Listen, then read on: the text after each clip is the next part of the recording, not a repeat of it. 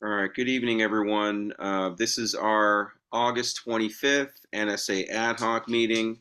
We're going to go ahead and get started. I'm expecting more of the members of the Ad Hoc to join us shortly, but we already have community member Mr. Contreras, Inspector General Maloof, and our Chief of Staff is here. I'm going to go ahead and share my screen so we can review the agenda.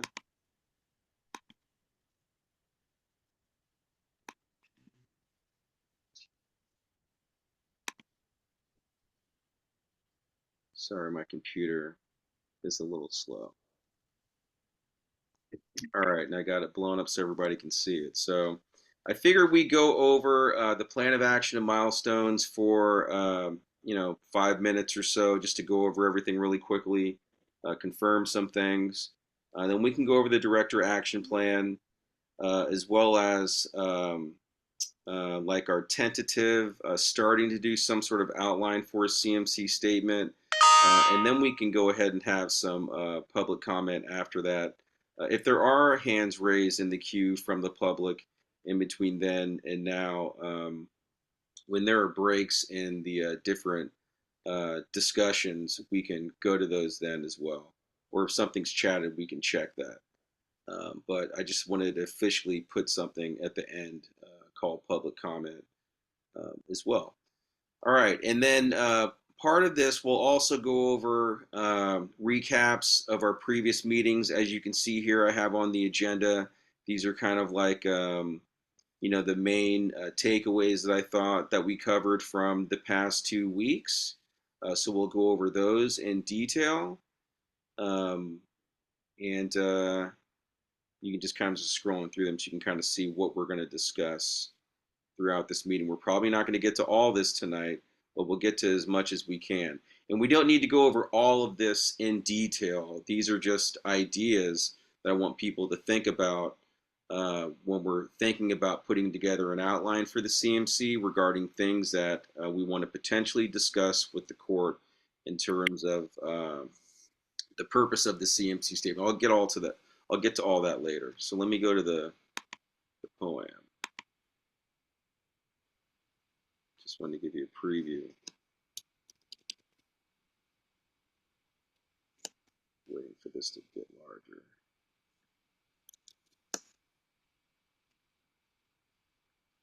Okay, so we'll just quickly go over this.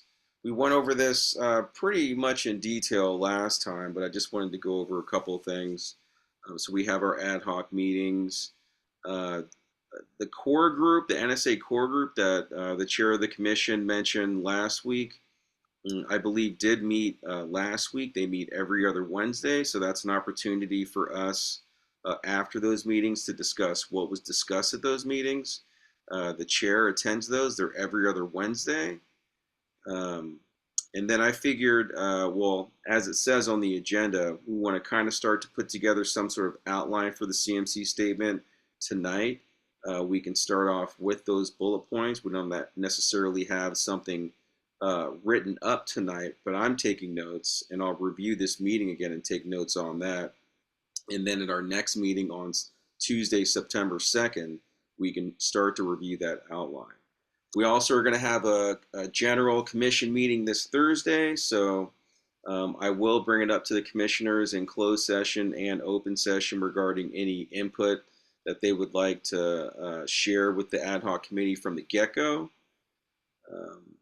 And then we'll continue on through September with the outline of the CMC statement. We're going to have our community meeting on September 11th at Fremont High School. I think that's a good opportunity for us to talk with people from the public regarding any sort of input regarding the CMC statement that we might want to get from them, because we are going to discuss the NSA with them. And then by mid-September, we probably want to start drafting some sort of statement, getting it together, either by then or before then.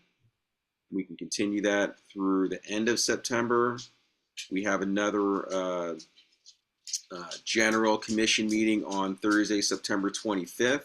And I was hoping that over let's see, between September 15th and 22nd, that we can have some sort of draft or rough draft of a CMC statement, at minimum, an outline with some things drafted that we can share at the general meeting with the rest of the public and the rest of the commissioners so that they can start to weigh in more and see how it's taking shape.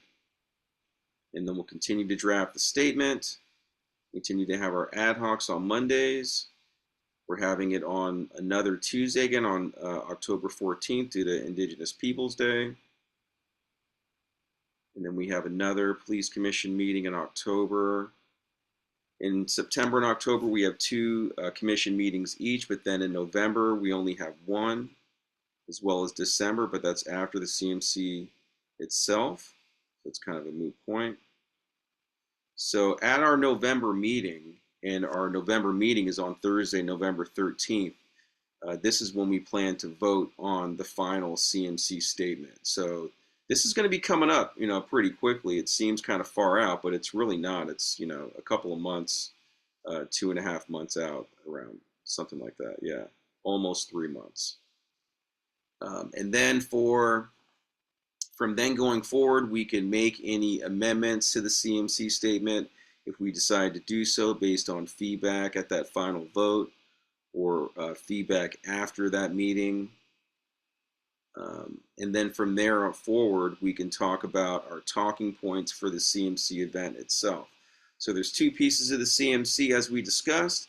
There's the statement itself, then there's the talking points, or prepared speech that our chair will put together to speak on behalf of the commission to the judge who oversees the case about. And I believe we'll have 3 opportunities to do that. November 17th, and then November 24th, that's when we're going to submit the final CMC statement to the city attorney's office. We're going to confirm that's going to be the date.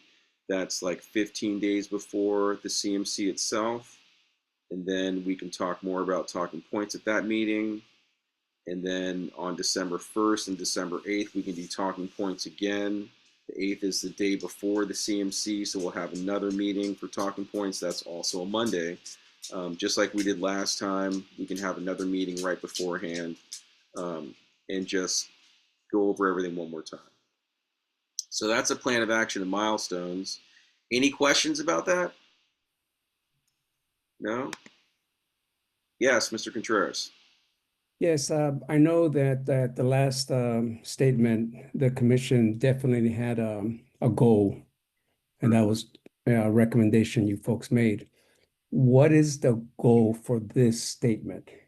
Yeah, exactly. That's what we want to discuss. So I think we definitely want to have a goal. Let's get to the next. That's a good segue to our next agenda item, which is the director action plan. Um, and we can discuss more in detail about what will go into the goal of the CMC statement after this. But basically, and I see your hand up, Chair. Thank you for joining us. Our Chair, Ricardo Garcia Costa, has joined us. But basically, what I was going to propose is that we continue to have some sort of goal of taking over as a co-compliance director or compliance director in training, more responsibility, something to that effect, and that through the CMC statement that we can show how we can be that driving force for cultural change and other things, as well as show the things that we've done. But in addition to that, to also uh, show just how, if there are any instances where we want to discuss, discipline or misconduct or things that we want to bring to the court's attention, that's also an opportunity to do that. Chair, did you want to add something to that? I see your hand. There you go. Hey, good evening.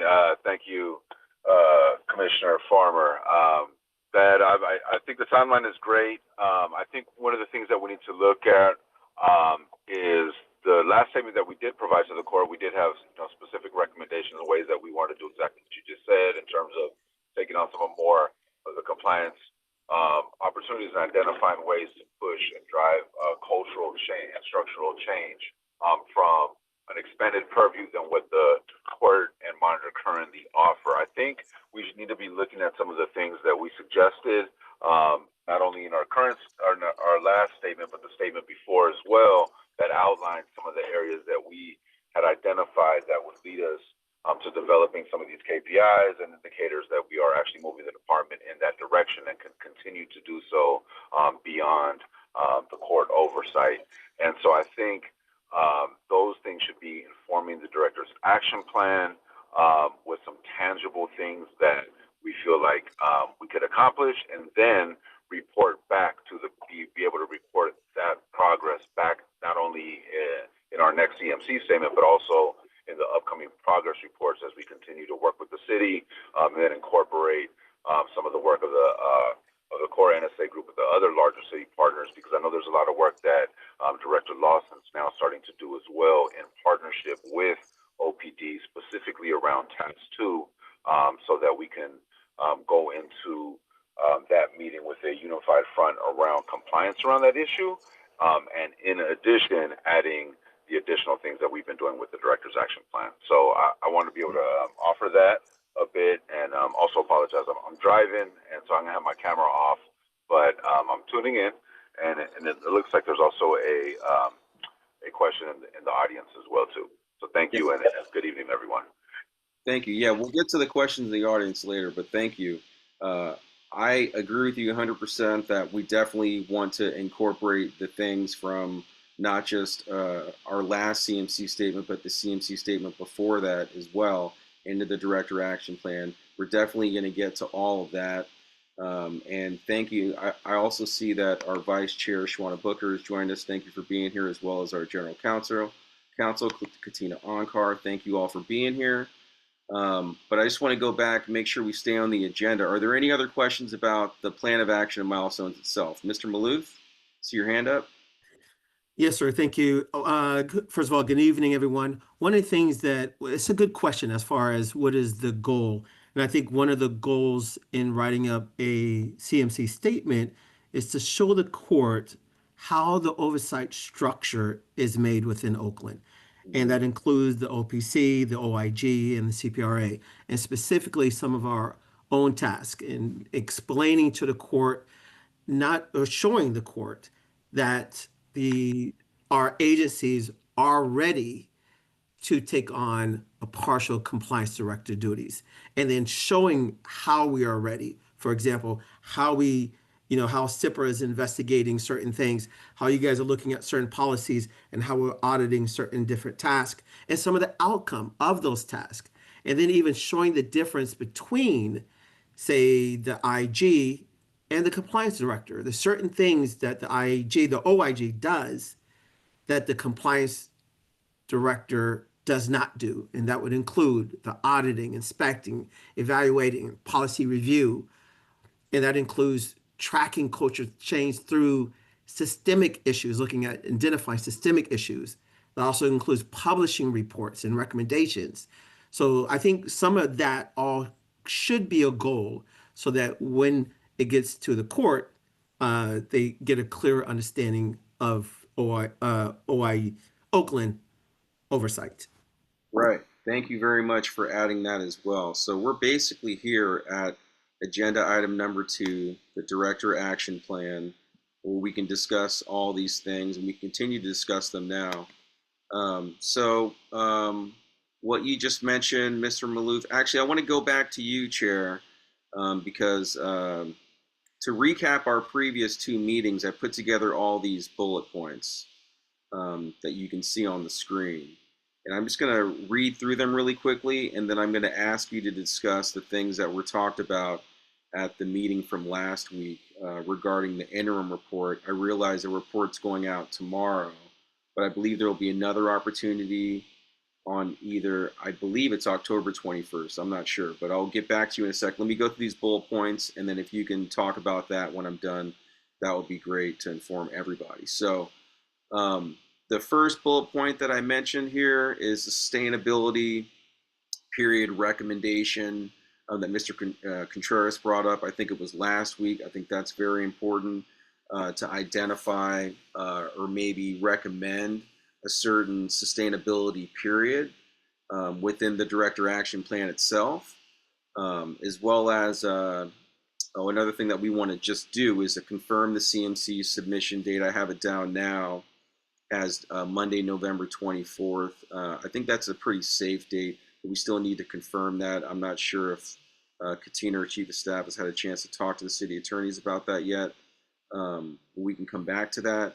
And then the interim reports to the court that Vice Chair brought up last week, and that our chair is a part of that group with the mayor's office representatives and city administrator, and I believe OPD, obviously, that they meet to discuss NSA issues.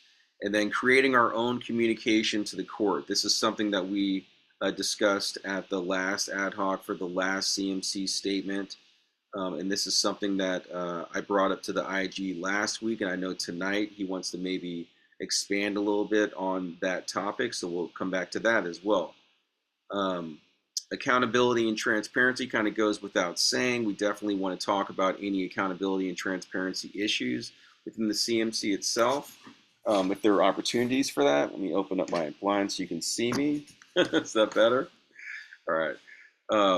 CPRA investigation completion. I believe that's something that the chair was alluding to. I was hoping Director Lawson was going to be here so he could speak to that, but maybe chair wants to He's speak. on. He's here.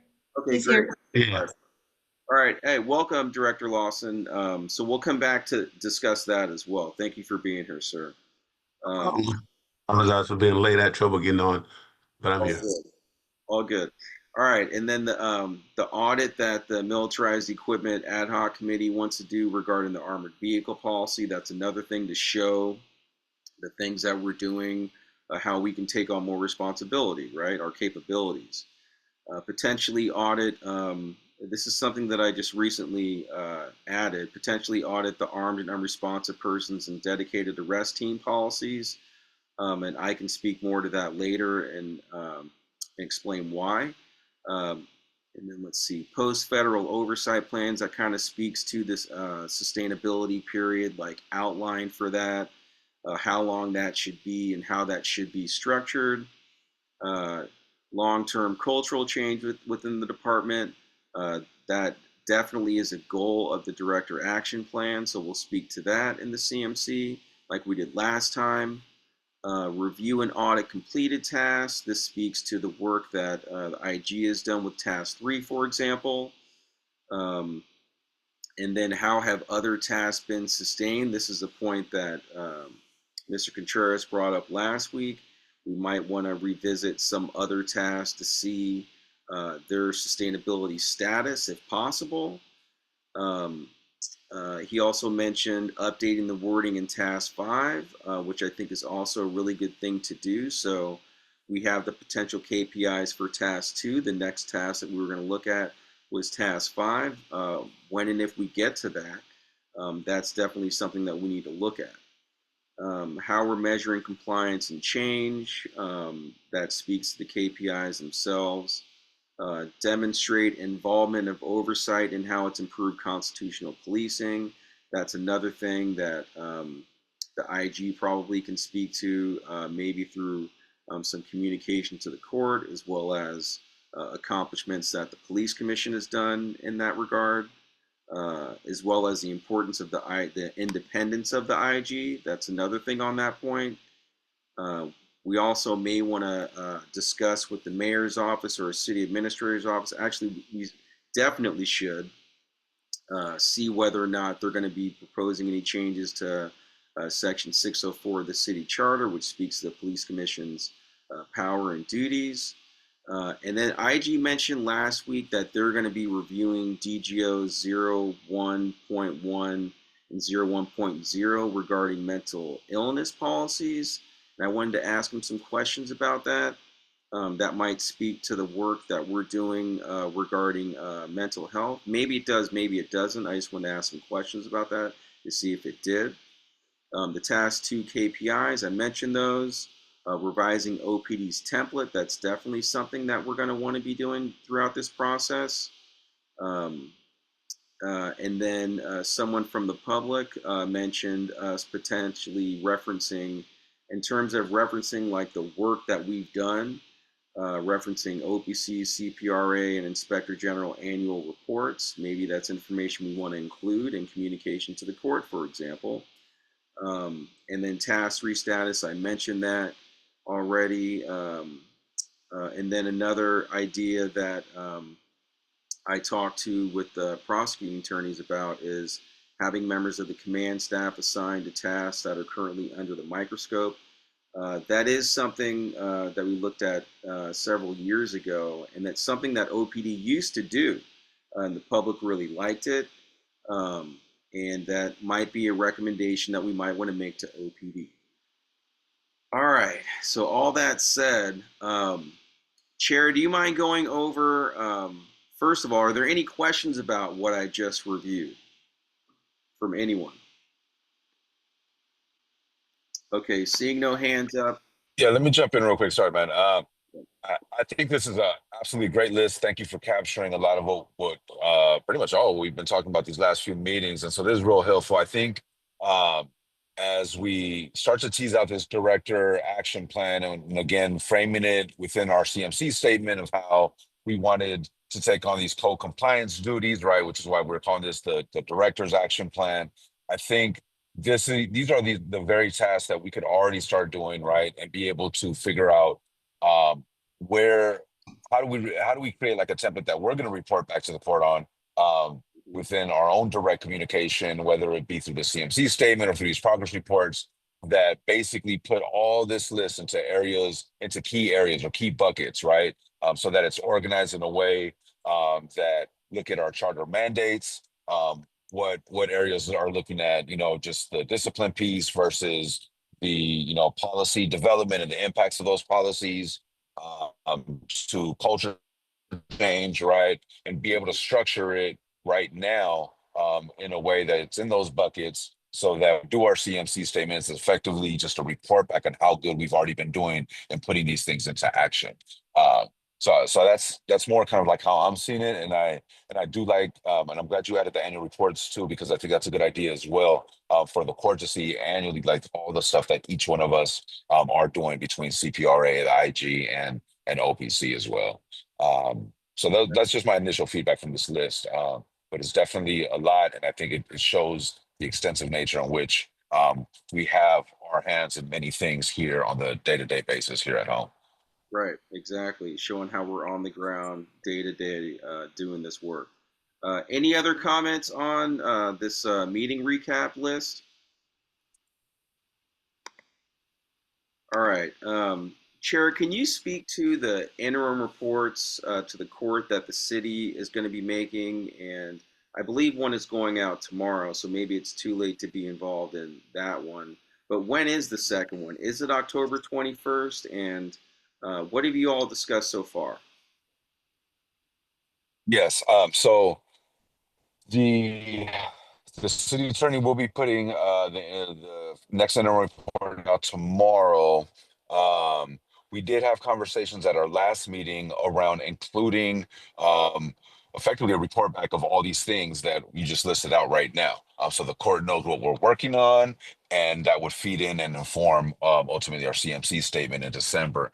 And so they're open to it. They said that they would, be happy to look at it and include, a lot of the work that, because I said like, hey, we propose some tangible things that we want to do, and we want to be able to have a vehicle in which we could report back to the court directly on that. That I know it's going to be. I think we should aim for the October report to really be able to sum up progress we're making on this list here. But in the meantime, there are some good things that they're going to be able to speak to our work in regards to two things. One, some of the work we've been doing on the side with OPD and OCA and CPRA around task 2. And I'll let Tony talk about that because that's kind of something that we're in progress doing and trying to figure out other ways that we're going to finalize some strategies to be able to to show the court that we could all work together and get in compliance in this area, since that we all had a little bit of work to do in that regard. So that's one thing. The second thing as well is in the meeting with the mayor, one of the strategies that we had talked about that she wanted to encourage was both herself, her office, and also OPC beginning to do presentations around the NSA, where we're at, and our vision for civilian oversight to police lineups during shift change. So she has begun to do that. I think she's hit 2 different lineups. I have to You talk broke, you broke up over there to after a while. Eastmont to talk to You're breaking up a little bit after you mentioned the about line. I had the opportunity to go to a lineup this afternoon. Mhm. And so we're going to be hitting those up constantly at multiple shift change so that we can try to get across the whole department and all the different shifts throughout the city, so that we could talk and share our vision, and collectively as leadership be able to encourage officers what they do, for what they do, but then also be able to share our vision of what oversight looks like, and get cut through any misconceptions or any of these narratives that we're not, that we're here to make their jobs difficult. More so, just a show of good faith that we're here to support them, but also here to make sure that holding them accountable, but also being able to work with the leadership to decipher between mistakes and misconduct, and being able to address things accordingly, in partnership with each other. And I think some of the work that I'd applaud CPRA and Director Lawson and some of his negotiations with the chief in recent disciplinary actions, where I really feel like we're moving closer to looking at discipline through the same lens, which in turn is able to hold the line for what we expect, and how we and how we and how we discipline officers if things are go awry. And so when things are really far apart, it causes a lot of dissension, and then the commission comes in on the back end, and it really causes the question of saying, okay, if the chief is the top leader in the department and he's so far off from what CPRA, the commission, and these other entities see within discipline, then there's a disconnect within culture and how we've seen what the expectations are for the department. And so I really believe that we're moving in the right direction, where those conversations and building things collaboratively around discipline, um, Chief is embracing and having conversations with us around what our expectations are. We're listening to him about what he needs to do, what he feels to move the department forward in terms of morale and having the tools that he needs, and being able to meet in the middle so that we're all kind of pushing and pulling on the same rope. So I know it's a mouthful. Um, I think Director Lawson could also update us on a lot of the work around Task Two and how that's actually playing out within, as difficult it might be, and I think there are some areas where we're still negotiating, but effectively trying to open communication and work collaboratively to be able to address some of these tasks. Okay, great. And Director Lawson, would you like to add anything? Say with respect to task two, we meet with IB every week to basically coordinate where we are with the respective investigations to ensure that we're trying to get investigations completed as swiftly as possible, meet the 180 days wherever possible with cases. There are some cases, just honestly, if they become, it's a serious case and requires serious investigation, it's rare that you can finish a lot of these cases in 180 days. That's just not really conceivable. So, but what we do is we work out with an advanced plan and looking forward like 3, 4 months in advance, what cases we have, what's threatening to not meet the 180-day goals, and if so, what cases will be closed out. So that's what's going on right now with terms of task two.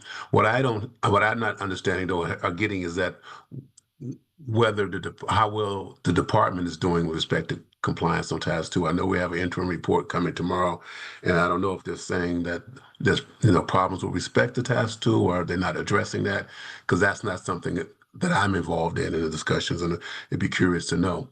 Um, Beyond that, there's a lot going on. As the chair mentioned, with respect to discipline broadly, trying to get on the same page with the chief and our understanding as to how this procedure should work. For example, with Skelly hearings and the like. So fortunately, we seem to be getting closer in agreement on issues. Recently, we had a case that was going to come back to the commission for review of a Skelly, but we were able to reach an agreement with the chief before that, before the hearing, which would have been last week.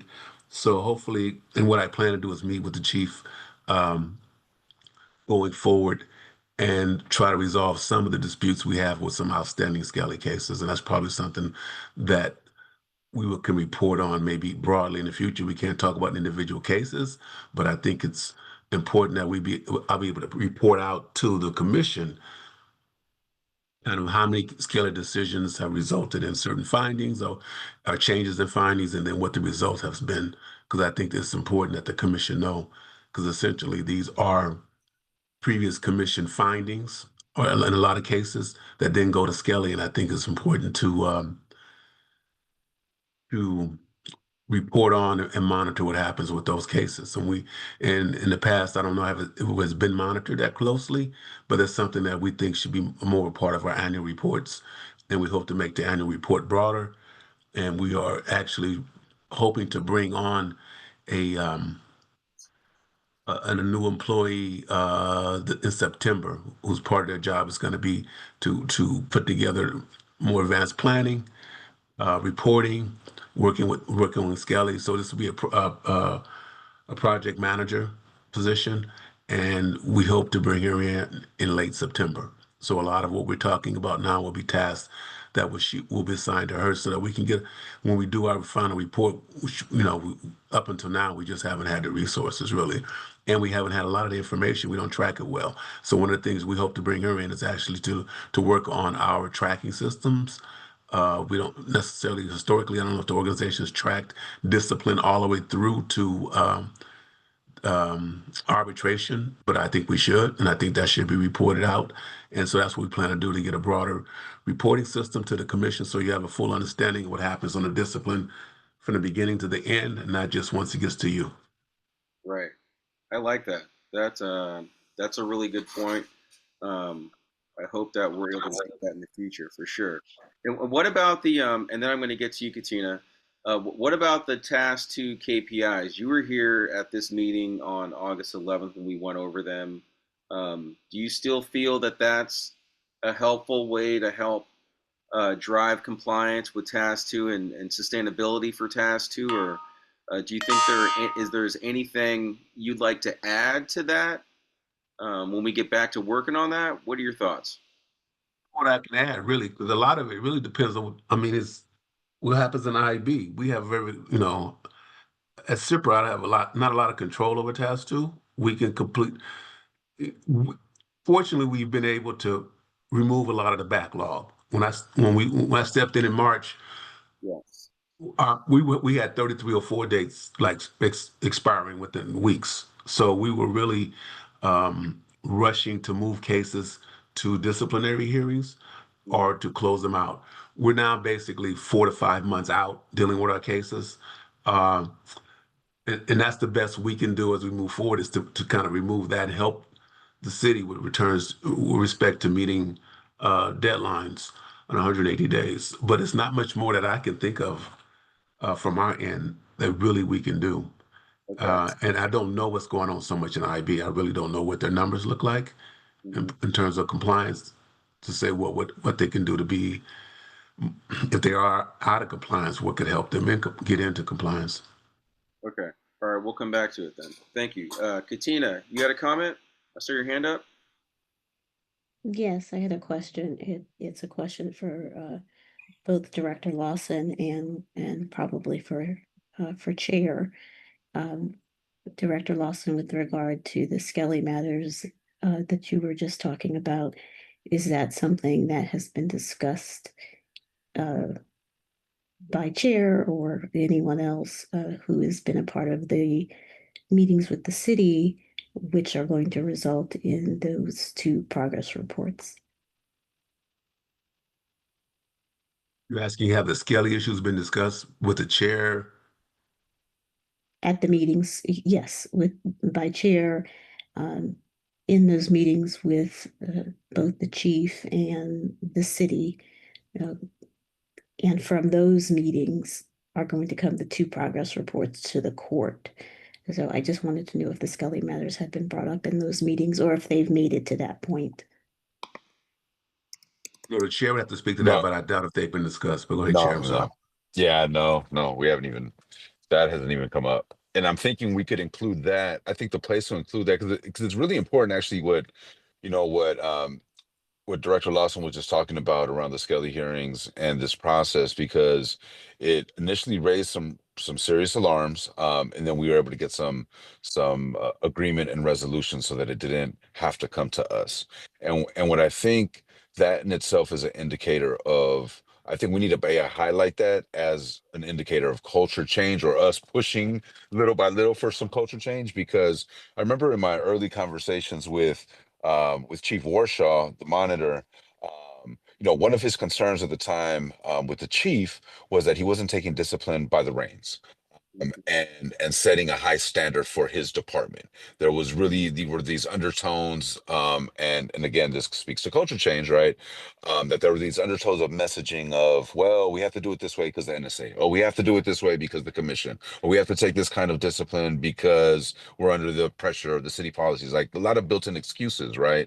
Um, and with the and what more Warshaw really wanted to see is the chief to be able to take discipline by the reins and say, no, for my department, for this city, these are going to be the standards, and we're going to hold the line, and we're going to implement discipline accordingly because it's what I expect from my department, not because I'm being forced to, and because of all these outside influences, but because I, as the chief leader of this department, am embracing discipline and embracing civilian oversight the way Oaklanders expected through the commission, you know, IG and CIPRA's work, and of course through all the input that we get through, you know, our key stakeholders to the community as well. But so I say all that to say that the recent developments, I think we need to find a way, you know, in general terms, the way Director Lawson was describing the resolutions and outcomes of the discipline processes that we have, and being able to look at just broad numbers because they are, you know, frankly, if Chief is not embracing discipline, which we saw early on, you know, without getting into details, or there were things that we had to get involved in. Clearly, there were some violations that we were like, hold on, how can you not be, you know, holding the line again per Warshaw's direction? Like, how can you not take reins and discipline of your department and set the standard and actually, you know, either push to exonerate or to minimize the level of discipline, you know, given certain circumstances? Whereas, you know, I'd be hopeful to think that he's starting to come more towards the center and saying, okay, we're going to hold these standards, but work with us on what that discipline looks like. And if we could agree and get to the same point where we're speaking the same language, then there's going to be less conflicts between CPRA and the chief, and less conflicts in which OPC needs to get involved, and less ways in which, and less openings, I guess, in the long run. And correct me if I'm wrong, Director Lawson, in what I'm saying, but in the long run, it'll be, you know, the more different opinions there are, the more openings there are in the Skelly and arbitration process for those determinations to get overturned.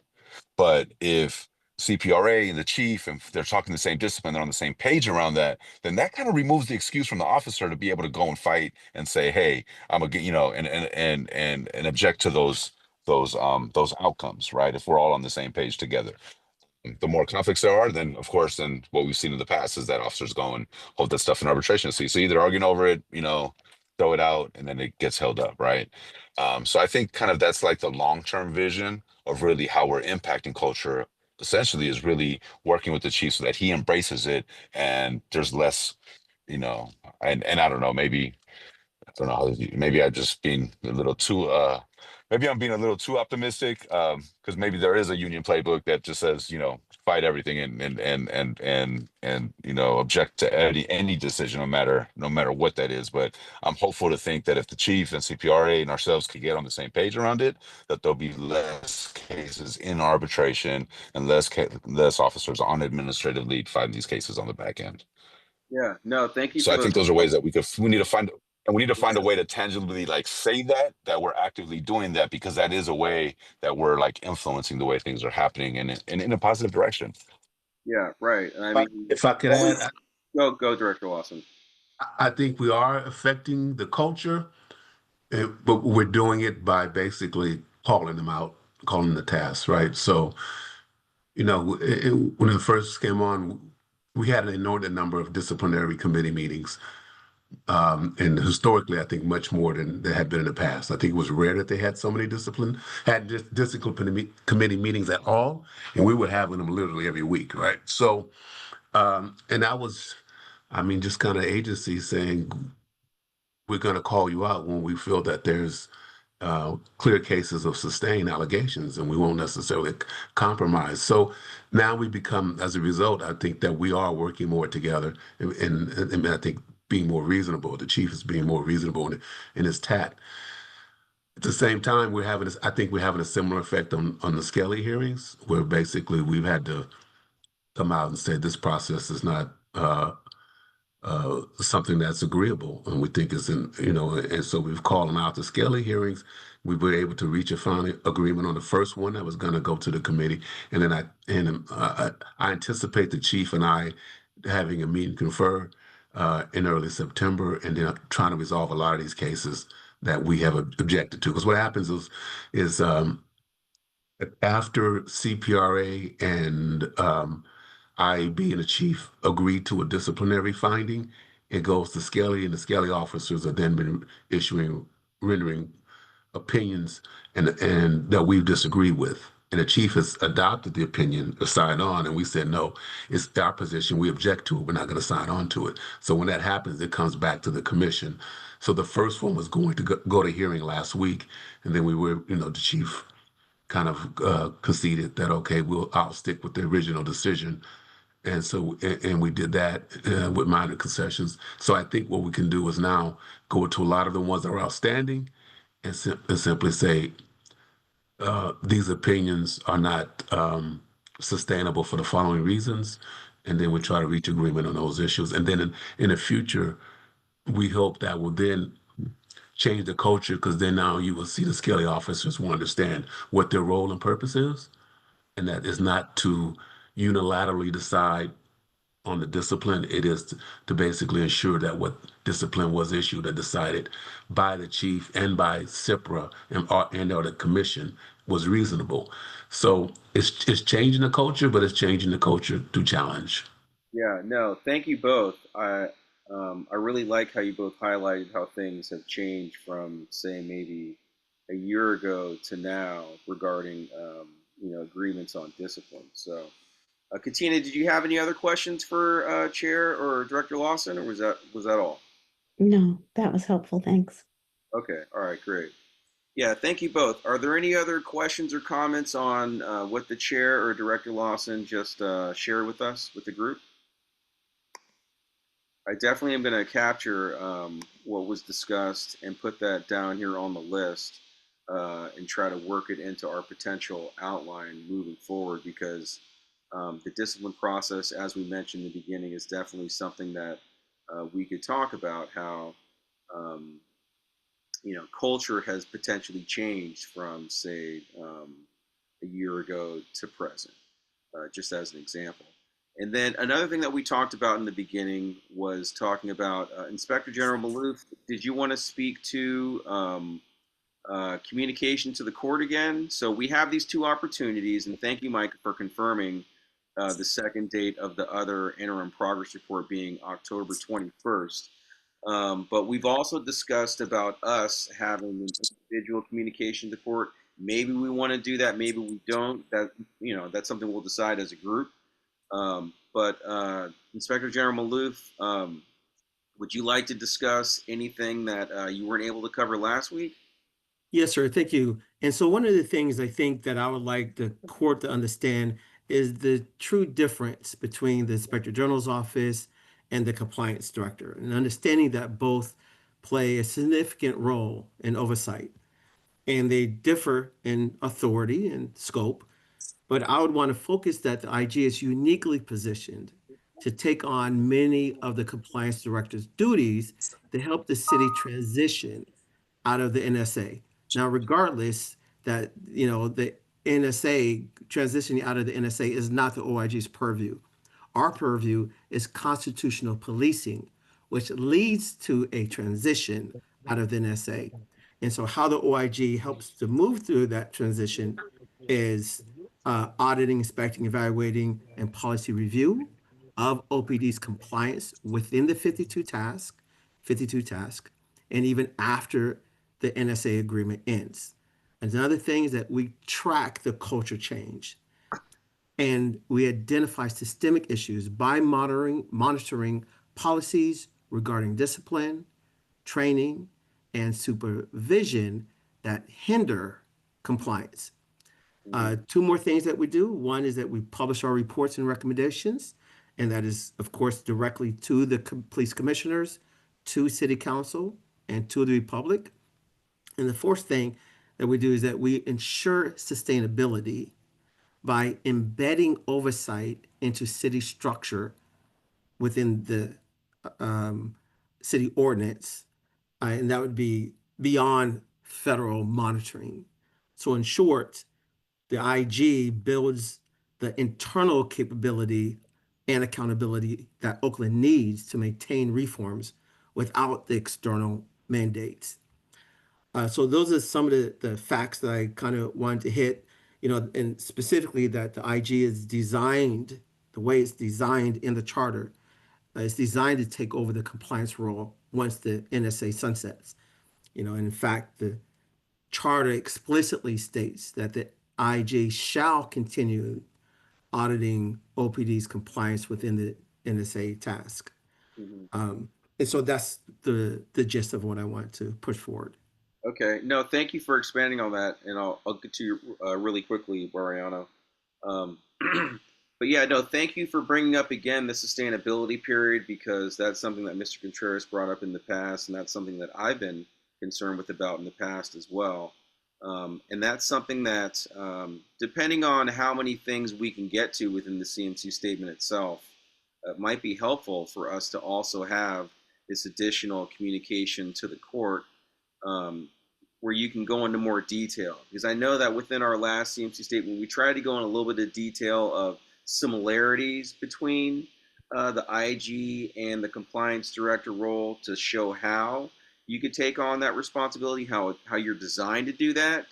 But I think it's also equally important to show how, just what you pointed out about how you can embed oversight into city structure more and help the city develop the capabilities for sustainability. I think that's a very important point to make. So I'm really happy that you brought that up. Mr. Contreras? That was exactly my comment and question is how?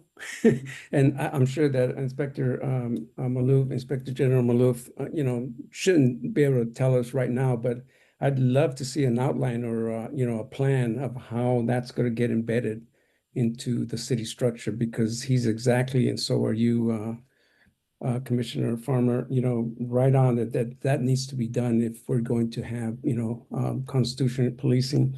I have a comment, general comment in terms of, I keep hearing that, that there's culture change, from last year to now to this year, and, maybe the year before to now. And, I agree, but I also have to, make a statement that, you can find positive changes in, how reporting is done on a timely basis, meet all the deadlines, but I think that one of the key points that we need to be looking at in culture changes, what happens in the public narrative, what is taking place in the public narrative. There seems to be comments that Oakland police officers are leaving Oakland because there's too much oversight. Now, that may be true or not. If it's, I suspect that it's not. I'm sure that there's other reasons, but that's the kind of culture change that I'm looking for. What is it that we need to do, to make sure that officers don't feel that way here, that there's no resistance to it. I think it's task 42 and 43 that refers to training, and rotation of trainees, no, of trainee officers. We should do the same thing for academy participants. Are we recruiting, is OPD recruiting, homegrown officers? Because if they're from here, they're going to know the history of NSA. They're going to know the history of the writers. They're going to know the history of oversight. And so, they're going to be invested. So my point is, that culture change should not just be, evaluated by terms of, meeting certain deadlines or meeting certain criteria, but it should be, what is the public narrative? Right now, if you ask me, is there culture change in OPD? And I give you examples of what's happening with the commentary that's coming out there, I would say no. Thank you. Yeah. No, thank you for saying that because I agree with you 100%. Honestly, the only reason why, and then I'll get you, Director Lawson, the only reason why that those tasks are included in the discussion about culture change is because I believe maybe not task 2, but task 5 is one of the, I think it's like 11 tasks that they all agreed can help achieve sustained cultural change when they develop the compliance director position. But I agree that honestly, when it comes to the discipline, things have changed a little bit over the past year, but they shouldn't have gotten to the point to where they were that they needed to change because before that point, before the chief was there, like was mentioned, uh, there weren't as many disagreements between CPRA and IAB that the commission ever needed to step in. So the fact that we needed to step in so many times last year shows that the culture, to me personally, I felt like it was being rolled back a little bit. So I'm just saying personally that maybe we've gotten back to where we already were, like, before the current regimes. Director Lawson? Yeah, I would like to say, Mr. Contreras, you raised excellent points. I'm glad you spoke, but and I would also say that I don't think the culture is back to where we were before the current regime. It still has a long way to go. With respect to the complaints about not being able to get people here because of the oversight and people leaving because of the oversight, that becomes kind of a self-fulfilling prophecy when you're getting that message delivered from the top of the organization down, right? I mean, that's this excuse that's been disseminated from the chief on down. So you can expect officers to either say that or imply that when that's the message they're being told. And I think, as the chair mentioned earlier, what's most important is for the chief to say, this is the standard we're going to have because this is what I demand as a chief, not because the NSA requires it or because, OPC requires it. It really has to, the culture change only comes when it's the chief's own culture that he wants to embed. And if it's just one where this is what has to be done because of, the court oversight or OPC oversight, then you're going to get constant resistance, and the culture will only change as much as it has to satisfy that resistance. So I think, Mr. Contreras, you made an excellent point. I think we do have a long way to go. Yeah, no, I agree. Thank you, Director Lawson. Absolutely, and not only in practice, but also I totally agree in terms of the public messaging. I just have to just chime in on this as well too, because I got back from being off the grid for a few days and just turn on the news, and the first thing I see is the OPA's comments around Oakland's policies impacting policing, and it's the same old narrative, and it's tired narrative, and I also think that these lineups that I was mentioning earlier, and I was cutting off a bit earlier, but they're going to be important because I'm going to be looking every single officer in the eye and letting them know not only that what our expectations are, but that we're not here to be against them. We're here to support them. We're here to see good policing in Oakland, and we're here to support them. But part of that supporting them is holding a line and continuing to this culture change. And I think when the new chief came on board, he was playing it really safe and kind of just going by the playbook. And I want to say there were some concerning things that felt like they were backsliding. You cut out, Chair. Is he still there? Looks like he dropped. It was getting good too. No, I'll let him know It looks that. like he's back on. Let's give I'm him a sorry, second. y'all. I'm There he sorry, goes. y'all. I don't It's, know if you could hear me. I'm gonna keep my yes, camera we can off. hear I you keep There on he now. is. trying to find a Go ahead. Yeah, continue. Do you have anything technology else to always add? knows when you need it.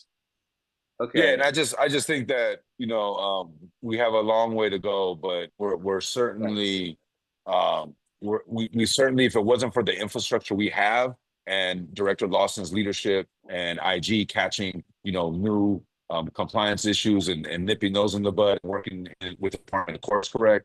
These are things that we are able to catch as they are starting backside and then being able to course correct. So I think we need to be able to clearly articulate that in our statements to the court of and how we're doing that because we're doing exactly what we're supposed to be doing and we want to continue to build off of that. Right. Inspector General Malouf, did you have something to add? I saw your hand briefly up. Yes, sir. I think I do. There's two things. I think what the chair just said, as far as we're doing exactly what we're supposed to do, we're doing exactly what we're designed to do. And so this narrative or this culture of the narrative of fear of oversight, that's really been embedded within the police department. And it's based on non-data. It's not based on fact. There's no proof, there's no audit, there's no anything that shows, there's no examples. As a matter of fact, one of the mayor's assistant did a ride along the other day or several weeks ago, and he came back to me and said, I see what oversight does, and I don't see how that is affecting day-to-day officers out on the street committing stopping crime. So he said I see that narrative is not true. And then I had another person that called me the other day and she wanted to get some information about oversight. She's interested in coming into oversight and becoming actually a Oakland Police Department. But she was told not to go to Oakland Police Department. And I said, well, why is that? She said an officer in another city said you don't want to go to Oakland because there's too much oversight.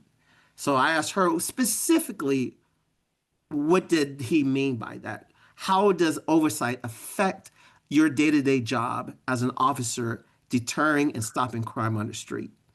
And of course, she was able to ask that question to that officer. Yeah. I know as a former federal agent for 20 something years, I specifically looked over fraud, waste, and abuse and looked over oversight and making sure things were right. And there was no way that I stopped anyone from not doing their job when it comes down to going after criminals and things like that. So I think that the narrative of too much oversight, the narrative of stringent oversight is definitely not backed by data, and that should be known until they are able to back it by data. It should be known that that's really a false narrative. Thank you. Yeah. No, thank you so much for everyone's comments on this. And what I really would like to maybe see us do is when we're thinking about how to put together the statement, um, we already were going to focus on, and we're coming up on time here too. Changing the culture of OPD. We would like to create a culture of excellence within OPD. And there are some ideas on how to do that in terms of capturing what good policing is and getting feedback from the community, what that is, and how to lift up those examples. And maybe that can be some of the work that we do to show, to capture that and represent that to the community in the form of, lifting up those officers' voices through an award or something to that effect, or maybe developing our own, way to measure how to achieve that, as well as how to communicate that to the officers during the lineups. Like Chair, I believe, has attended a couple of the lineups and talked to them about specific things. Maybe those are also ways that we can do that to help combat the alternative narrative, so to speak. And I think that that can be maybe one of the main focuses of our CMC statement that we can discuss further moving forward. And I think we probably have a consensus on doing something to that effect. But we are at time. It is 7 o'clock. Is there any comment from the public or any other last minute comments from panelists? Is there anything in the chat or hand raised? Is Miss Mondal still there, Chief of Staff?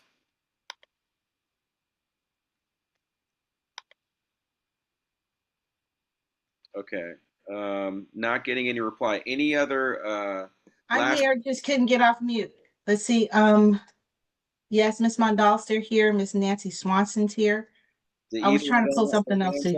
If they don't have their hands up, that's fine. Miss Mondal has just raised her hand. Okay, let's let her make a comment and then we'll move from there. Hi, thank you for allowing me to make a comment. I just wanted to say that I do think the goal of the CMC statement should be to show how strong and embedded the oversight is in our city charter and city ordinances, as IG Malouf mentioned. I think all the points that IG Malouf brought up about how oversight is embedded in the city ordinance and the way the IG is designed to take on a compliance role is really important. And that's why I recommended such things as the annual reports to show that we have an organized civilian infrastructure. What I'm not, I don't agree that you should again ask to be the co-compliance director. You know, the plaintiffs were against it in their statement and in court. The mayor also alluded against it in her statement, and the judge also was against it in his statement. I think that the messaging by saying that you want to be co-compliance director actually says that is against the city's argument that they're ready to get out of the NSA. And I think that we are ready to get out of the NSA. Finally, when it comes to I think that the judge really favorably thought of the IAB to CIPRA transition plan. And so I think that should be something that should be talked about in the statement because it was something that he saw as very favorable. Finally, I could go on and on about staffing and culture changes, but I think the statement should be about the strength of civilian oversight in Oakland. And when it comes to like culture change, we don't even know what Warshaw's real definition is. He's not actually defined it in any of his reports. So I think you're just opening up a can of worms by starting to talk about that. If you're going to talk about that, I would suggest bringing that up at your NSA core meeting to find out what the city thinks, because presenting a united front is going to be your best way out of the NSA. Thank you. All right, thank you for your comment. And just to briefly reply, a way to show how it's measured has to do with the tasks that the defendant and the plaintiffs have already agreed that have to do with achieving sustained cultural change. But thank you very much for your comment. Is there any other comment from the public? There's a comment from me. No one else from the public. Let me jump in real quick, Chief of Staff. Excuse me. Yes. Thanks, Rosie. I appreciate your comments. And then that's all. Okay. Real quickly, because I keep on going in and out, but I just wanted to double back and appreciate some of the comments made by Ms. Mondal. I do agree around the co-compliance director ask. I think that ship has sailed.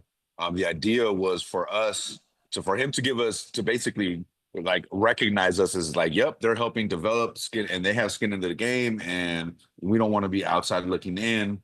And be able to, I think we talked about in the last meetings around before the CMC statement around, effectively we wanted to kind of wear those training reels as co-compliance directors until it was time to get off. And then we'd be able to fully lean into our civilian oversight structure here at home, hitting the ground running.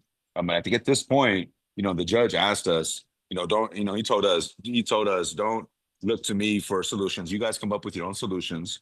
And I think around culture change, I think